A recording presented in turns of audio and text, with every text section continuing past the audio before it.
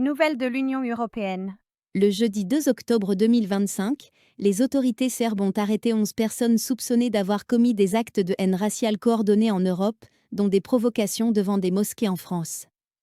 Le gouvernement français évoque une stratégie de déstabilisation. Le jeudi 2 octobre 2025, des manifestations nationales ont rassemblé des milliers de personnes dans plus de 240 villes françaises pour dénoncer les coupes budgétaires annoncées par le gouvernement.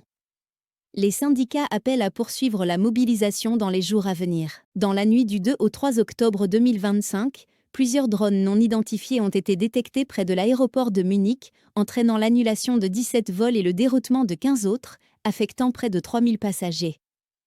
Les autorités allemandes ont rouvert le site dans la matinée, tandis qu'une enquête fédérale est en cours pour déterminer l'origine des appareils. Le jeudi 2 octobre 2025, des manifestations ont éclaté dans plusieurs villes européennes, notamment à Barcelone, Milan, Dublin, Paris, Berlin et Rome, après l'interception par Israël d'une flottille humanitaire à destination de Gaza. Environ 40 bateaux ont été saisis et plus de 450 activistes arrêtés, dont Greta Thunberg. Le même jour, à Manchester, un homme a attaqué la synagogue Eaton Park pendant la célébration de Yom Kippour. 2 personnes sont mortes. Le suspect a été abattu, la police enquête sur les circonstances exactes des tirs. Le Premier ministre britannique Keir Starmer a annoncé un renforcement de la lutte contre l'antisémitisme. Le vendredi 3 octobre 2025, la Suisse a décidé de renforcer ses capacités anti-drones après plusieurs incidents aériens récents.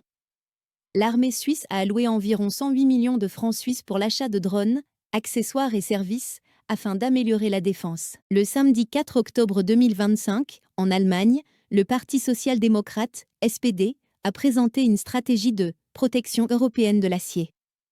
Le document rappelle l'Union européenne à instaurer un mécanisme acheté européen destiné à limiter l'impact des importations d'acier subventionnées. Ce même jour, en République tchèque, l'ancien Premier ministre et homme d'affaires Andrej Babis, à la tête du parti ANO, a remporté les élections législatives.